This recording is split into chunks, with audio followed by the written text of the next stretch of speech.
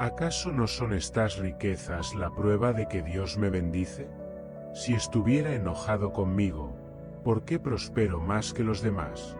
Los demás mercaderes asintieron. A sus ojos, la riqueza era señal del favor divino.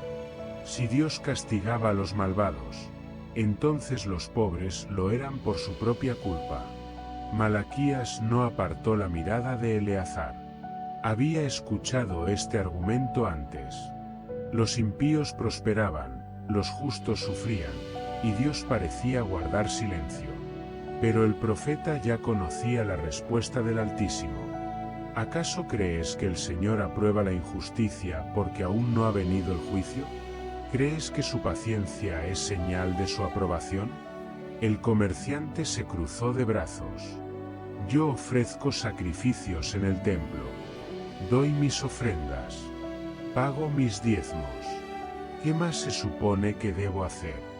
Los escribas, que estaban cerca, intercambiaron miradas de incomodidad. Muchos de los sacerdotes dependían de hombres como Eleazar para mantener el templo funcionando. El tema de los diezmos era delicado, y nadie quería cuestionar la forma en que se administraban las ofrendas. Pero Malaquías no temía la verdad. ¿Robará el hombre a Dios? Mas vosotros me habéis robado. El silencio cayó sobre el mercado. Los comerciantes se quedaron inmóviles. ¿Cómo se atreve este profeta a acusarlos de robar a Dios? Eleazar se irguió con soberbia. ¿Cómo hemos de robar a Dios? Mira las ofrendas que traemos al templo. Mira los diezmos que entregamos. Malaquías señaló a su alrededor, a los pobres que mendigaban en las esquinas, a los niños descalzos que apenas encontraban pan para comer. Robáis a Dios porque os quedáis con lo que no os pertenece. Decís que traéis ofrendas, pero en realidad traéis las sobras. Vuestro oro se acumula mientras el necesitado perece. Habéis olvidado lo que el Señor exige de vosotros. Eleazar resopló con desprecio. Si Dios estuviera en contra de mí, ¿por qué no me castiga? Mira mi casa, mira mis tierras. ¿Acaso crees que un Dios justo permitiría que los malvados prosperaran y los justos padecieran? Malaquías cerró los ojos. Sabía que Dios mismo respondería a esta pregunta. Y en ese instante, sintió como su espíritu era arrebatado a otra visión. De repente, el mercado desapareció ante sus ojos. Vio El alma herida se sana con la verdad, no con distracción. Lee los salmos porque en ellos encontrarás a hombres que también lloraron, dudaron y temieron, pero que terminaron declarando la fidelidad de Dios. Cada promesa es un bálsamo que penetra más profundo que cualquier consejo humano. Otra forma de reconocer la presencia de Dios es en los procesos de cambio interior. Tal vez no has notado lo mucho que has crecido en este tiempo. Antes reaccionabas con miedo, ahora eliges orar. Antes te desesperabas, ahora respiras y confías. Eso es evidencia del Espíritu trabajando en ti. El verdadero consuelo no siempre se manifiesta en la eliminación del problema, sino en el cambio que Dios produce dentro de ti. Te está enseñando a vivir con paz, aunque afuera todavía haya tormenta. Ese es el mayor milagro, tener calma en medio del caos. Y algo muy poderoso que debes recordar es que el consuelo de Dios nunca se agota. Puedes acudir a Él una y otra vez, y siempre habrá gracia suficiente para un nuevo día. Su amor no se cansa, su fidelidad no tiene fecha de vencimiento. Cada mañana es una oportunidad para volver a empezar, para renovar la confianza, para creer que la historia no ha terminado. Aun cuando no lo sientas, Él está obrando. Aun cuando no lo veas, Él sigue guiando tus pasos. Y cuando menos lo esperes, lo que hoy te duele será un testimonio de esperanza para otros. Así se reconoce la mano de Dios, en lo pequeño, en lo cotidiano, en lo invisible.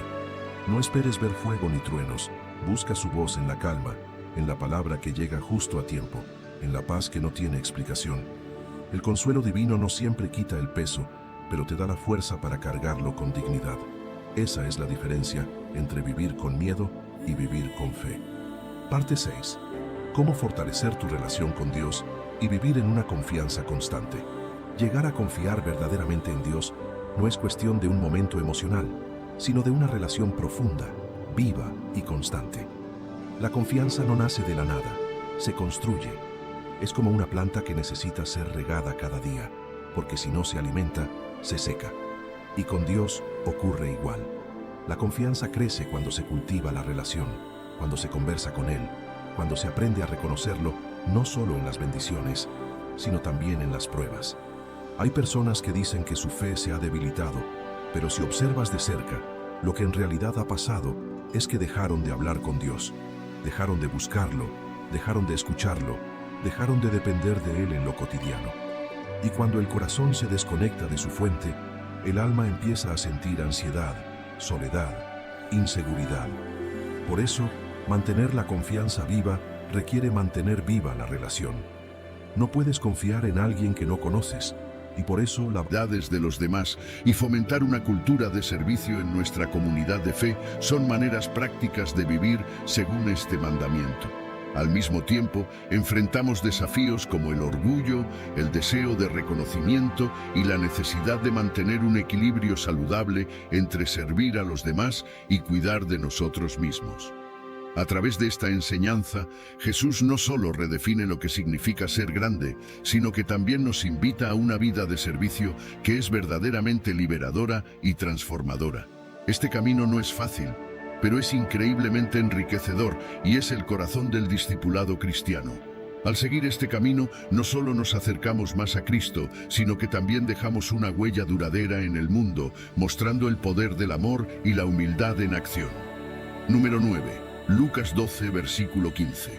Y les dijo: mirad y guardaos de toda avaricia, porque la vida del hombre no consiste en la abundancia de los bienes que posee. Jesús nos ofrece una advertencia clara y poderosa contra la avaricia, un mensaje que rompe con las convenciones y nos desafía a mirar más allá de la acumulación de riquezas materiales. Nos recuerda que la verdadera vida, esa que realmente vale la pena vivir, no se mide por la cantidad de bienes que acumulamos. Esto va en contra de muchas de las narrativas predominantes en nuestra sociedad, donde el éxito a menudo se mide en términos de riqueza y posesiones. Pero Jesús nos llama a buscar una riqueza diferente, una riqueza que no se puede medir con cuentas bancarias ni propiedades, sino por la calidad de nuestras relaciones y por nuestra capacidad de amar y servir a los demás. El peligro de la avaricia radica en su capacidad para invadir sutilmente nuestra vida espiritual, llevándonos a colocar nuestra confianza en lo material en lugar de en Dios. Esta obsesión no solo puede llevar a la ruina espiritual, sino que también puede erosionar nuestras relaciones, haciéndonos ver a las personas como medios para un fin, en lugar de seres valiosos creados a imagen de Dios. La avaricia nos encierra en un ciclo de nunca tener suficiente, lo que inevitablemente lleva a un vacío que no puede ser llenado con bienes materiales. En contraposición a esto, Jesús redefine lo que significa tener una vida abundante. No se trata de acumular más, sino de ser más generosos, más serviciales, más conectados con los demás y con Dios. Una vida verdaderamente abundante florece en relaciones ricas y significativas, en actos de servicio y en una fe profunda y comprometida. Aquí es donde encontramos una plenitud que las riquezas materiales nunca podrán ofrecer. Jesús también nos llama a la sencillez y al contentamiento, virtudes que son revolucionarias en nuestra cultura de consumo. Practicar la sencillez no significa renunciar a la palabra. Dame la disciplina espiritual para no descuidar estas armas poderosas, que mi vida de oración sea constante, que mi conocimiento de tu palabra sea profundo, que mi comunión contigo sea íntima. Ayúdame a entender que algunas victorias requieren tiempo de preparación espiritual, que algunas liberaciones necesitan primero un tiempo de búsqueda intensa de tu rostro, que algunos milagros requieren una fe que ha sido probada y purificada. Fortaléceme, Padre, para ser testimonio vivo de tu poder transformador. Que otros vean en mí no mis propias fuerzas, sino tu fortaleza operando a través de mi debilidad.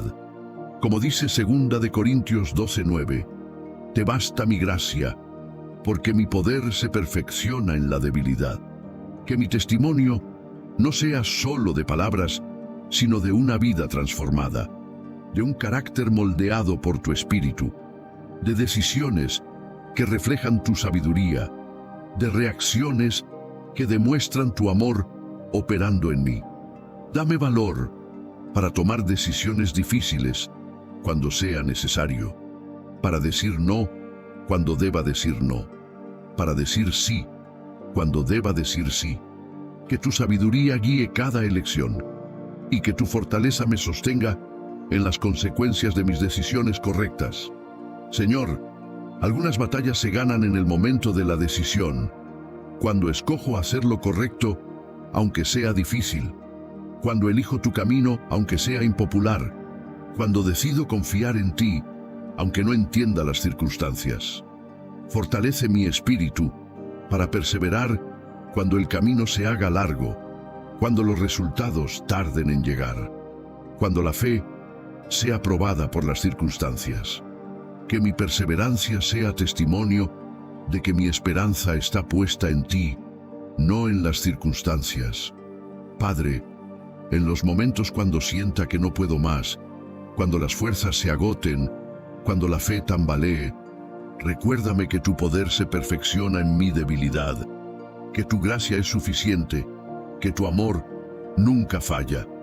Declaro, Padre, que soy más que vencedor por medio de aquel que me amó.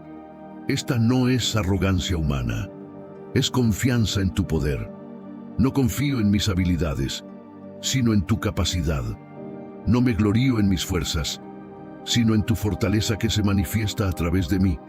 Esta declaración de victoria no es arrogancia, es fe activa que se basa en las promesas de tu palabra. No estoy diciendo que no tendré batallas, sino que en cada batalla tendré... El miedo no desaparece, se vuelve confianza. La fe no borra el peligro, pero te enseña a caminar sin paralizarte. Y ese es el secreto de las personas mentalmente fuertes. No que no tengan miedo, sino que confían a pesar del miedo. Hay una frase que me gusta repetir en los momentos difíciles. No siempre puedes elegir lo que ocurre, pero siempre puedes elegir en qué creer. Esta frase nos enseña que la fe no depende de las circunstancias, depende de la elección que haces en tu mente. Cada vez que decides creer, estás entrenando tu fortaleza mental. Y aunque tu cuerpo tiemble, tu alma se mantiene firme. El miedo tiene una voz insistente, te susurra cosas como: no vas a poder, todo va a salir mal. Y si no te ayudan, y si pierdes, esa voz se mete en tus pensamientos y poco a poco te roba la paz. Pero cuando tienes fe, aprendes a responderle, aprendes a decirle con serenidad: sí, tengo miedo, pero no estoy solo. Dios está conmigo. Y ahí ocurre algo maravilloso. El miedo deja de ser un monstruo y se convierte en un maestro. Te enseña dónde debes confiar más, en qué áreas de tu vida todavía intentas controlarlo todo. Cada temor puede convertirse en una oportunidad de crecimiento, si lo miras desde los ojos de la fe. Cuando una persona empieza a confiar de verdad, la mente cambia, los pensamientos se ordenan, la ansiedad disminuye, la respiración se calma, y lo que antes parecía imposible se vuelve manejable, porque la fe hace lo que la lógica no puede, te da serenidad sin explicación. Esa serenidad que no depende de que todo esté bien, sino de saber que, aunque no esté bien, vas a estar bien. Piensa en cuántas veces tuviste miedo de algo que finalmente no pasó. ¿Cuántas noches te quitó el sueño una preocupación que al final Dios resolvió a su manera? Pero en ese momento no podías verlo porque el miedo te cerraba los ojos. La fe los vuelve a abrir y cuando los abres, ves que no estabas solo, que había un propósito escondido, que incluso el dolor fue parte del camino. El miedo te dice huye, la fe te dice confía y sigue. Y en esa diferencia se encuentra la verdadera fortaleza mental. He conocido personas que vivían con miedo constante, miedo a enfermar, a envejecer, a perder lo que aman. Y cuando empezaron a hablar con Dios todos los días, no desaparecieron sus problemas, pero sí desapareció su ansiedad. Porque cuando confías, el miedo pierde autoridad sobre tu mente. La fe no es negación, es dirección. Te recuerda hacia dónde mirar cuando todo parece oscuro. Y cuando sabes hacia dónde mirar, el miedo ya no te domina. Transformar el miedo en confianza también implica reconocer tu vulnerabilidad. Aceptar que hay cosas que no puedes resolver solo y eso no te hace débil, te hace humano. El miedo no es señal de falta de fe, es una invitación a practicarla. Cada vez que confías, estás diciendo: no solo esté conmigo en estos momentos de oración, sino que permanezca conmigo durante todo el día. Que cuando salga de aquí, tu presencia vaya conmigo como una fragancia invisible, pero real. Que cuando enfrente decisiones difíciles, pueda sentir tu guía. Que cuando lleguen las pruebas, pueda experimentar tu fortaleza. Señor, quiero que mi conexión contigo sea más profunda que las palabras. Quiero que sea una conexión del alma, una comunicación del corazón, que va más allá de lo que puedo expresar con mi boca. Quiero vivir conscientemente en tu presencia, sabiendo que tú estás más cerca de mí que mi propio respirar. Te pido que mi vida sea un reflejo constante de tu presencia, que otros puedan ver que hay algo diferente en mí, que hay una paz que no viene de este mundo, que hay una esperanza que no se basa en las circunstancias, que mi vida sea como una ventana transparente a través de la cual otros puedan ver tu amor. Padre, no quiero que esta transformación sea temporal. No quiero volver mañana a los mismos patrones de pensamiento, a las mismas preocupaciones, a la misma manera de vivir como si estuviera solo. Quiero que este cambio sea permanente, que cada día sea una oportunidad para crecer más en esta nueva manera de vivir contigo. Señor, quiero que cada día sea una oportunidad para crecer más en esta comunión contigo. Que cada mañana sea un nuevo comienzo. Que cada despertar sea una nueva oportunidad para experimentar tu presencia fresca. No quiero que mi relación contigo se vuelva rutinaria o mecánica, sino que sea viva, real, transformadora. Te pido que tu Espíritu Santo sea mi maestro constante, mi guía permanente, mi sostén inquebrantable, que me enseñe a discernir tu voz entre todas las voces que tratan de captar mi atención, que me dé sabiduría para tomar decisiones que honren tu nombre, que me dé fortaleza para resistir las tentaciones que quieren alejarme de ti. Padre, te pido que transformes no solo mis pensamientos, sino también mis emociones. Que donde hay amargura, tú pongas dulzura. Donde hay resentimiento, tú pongas perdón. Donde hay miedo, tú pongas confianza. Donde hay desesperanza, tú pongas esperanza viva. Quiero ser un reflejo vivo de tu presencia transformadora. Señor, quiero que mi vida sea como un árbol plantado junto a corrientes de agua, que da fruto en su tiempo y cuyas hojas nunca se marchitan. Quiero que mi vida sea productiva para detalles más pequeños. Está bajo el gobierno de un Dios que no solo es poderoso, sino también amoroso y justo. Entonces, la próxima vez que escuches el nombre Yahweh, recuerda que no es solo un nombre. Es una declaración de la libertad absoluta de Dios, su poder ilimitado y su voluntad perfecta. ¿No es reconfortante saber que el Dios que creó el universo está en control y trabajando todo para el bien? Número 10. Yahweh significa lo más importante para el universo. Cuando hablamos sobre Yahweh, o Dios, estamos hablando de aquel que es el ser más importante y valioso de todo el universo. Es Dios, ¿verdad? ¿Y por qué es así? Es porque Dios, o Yahweh, no es solo una parte del universo, sino aquel que lo creó todo y lo mantiene funcionando. Él es más fascinante, más increíble y más agradable que cualquier otra cosa que podamos imaginar, incluyendo el universo entero, la creación del mundo. Reflexionemos un momento sobre la historia de la creación en la Biblia, en el libro de Génesis. Aquí vemos a Dios, solo hablando, trayendo todo a la existencia, desde la vasta extensión del espacio hasta las criaturas más pequeñas en la tierra. Y dijo Dios, sea la luz, y fue la luz. Génesis 1 versículo 3. ¿No es increíble pensar que con solo palabras Dios hizo todo? Esta historia nos muestra cuán poderoso e importante es Yahweh. Él no solo hizo el universo, diseñó cada detalle, colocando las estrellas en el cielo y creando el corazón humano con el mismo cuidado y atención. Pero la importancia de Yahweh va más allá de su poder para crear. Nos dice que Dios no es solo un poderoso creador, sino también eterno e inmutable. Siempre ha estado allí y siempre estará. ¿No es ese el tipo de ser que te gustaría conocer más? Relación con su pueblo. Además, la importancia de Yahweh se ve en su relación con las personas. Toma, por ejemplo, la historia de David y Goliat. David, un joven pastor, se enfrenta a un guerrero gigante. Antes de la batalla, David dice: «El Señor Yahweh, que me libró de las garras del león y del oso, me librará de las manos de este filisteo». 1 Samuel 17, versículo 37. La confianza de David no estaba en su propia fuerza, sino en Yahweh. Y adivina qué, David gana. Esta historia no es solo sobre alguien inesperadamente ganando o saliendo por encima. Es sobre cómo Yahweh está involucrado en nuestras vidas, ayudando y guiando. ¿Por qué esto importa? ¿Por qué deberíamos preocuparnos de que Yahweh sea la realidad más importante y valiosa del universo? Bueno, piensa en esto. Si Dios es el ser más increíble, poderoso y cuidadoso allá afuera, ¿no tiene sentido querer conocerlo, aprender sobre Él, hablar con Él y entender lo que desea para nosotros?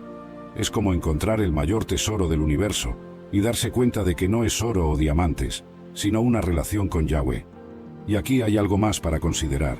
Si Yahweh es tan grandioso y poderoso, y aún así... Tu nombre limpiado, tu alma abrazada, tu propósito activado. Porque esto no se trata solo de ti. Hay vidas que serán alcanzadas por tu historia, por tu testimonio, por tu luz. Y eso comienza hoy. No esperes entender todo. Solo da un paso. Solo actúa como quien ya está siendo transformada. Porque lo estás. Mientras escuchas esto, mientras dejas que mis palabras se graben en tu pecho, el milagro ya comenzó. No será igual que antes. No volverás al punto de partida. Yo te llevo de gloria en gloria, de herida a honra, de ceniza a belleza, como te lo prometí, y yo no miento. Ahora, hija mía, haz algo conmigo. Escribe en los comentarios una declaración de fe. Di con tus propias palabras: recibo este nuevo tiempo. Escríbelo. Decláralo, y mientras lo haces, yo sello este momento en tu espíritu. Cada letra será como semilla que brota. Cada palabra será testimonio vivo de lo que ya se está cumpliendo. Sigues aquí, y eso significa que algo dentro de ti ya reconoció que el milagro empezó. Aunque tu mente quiera dudar, aunque tus emociones aún se estén acomodando, tu espíritu ya lo sabe. Por eso estás leyendo esto con el corazón acelerado, con lágrimas contenidas, con una expectativa que no sabes de dónde vino, pero sabes que esto es real. Es mi toque, es mi voz, es mi manifestación. Estoy aquí y ya estoy actuando. No estás imaginando las señales, no estás exagerando, no es sugestión ni coincidencia, es cumplimiento, porque yo soy fiel, y lo que te prometí, ahora te lo empiezo a entregar. Estoy removiendo bloqueos que vinieron de generaciones pasadas.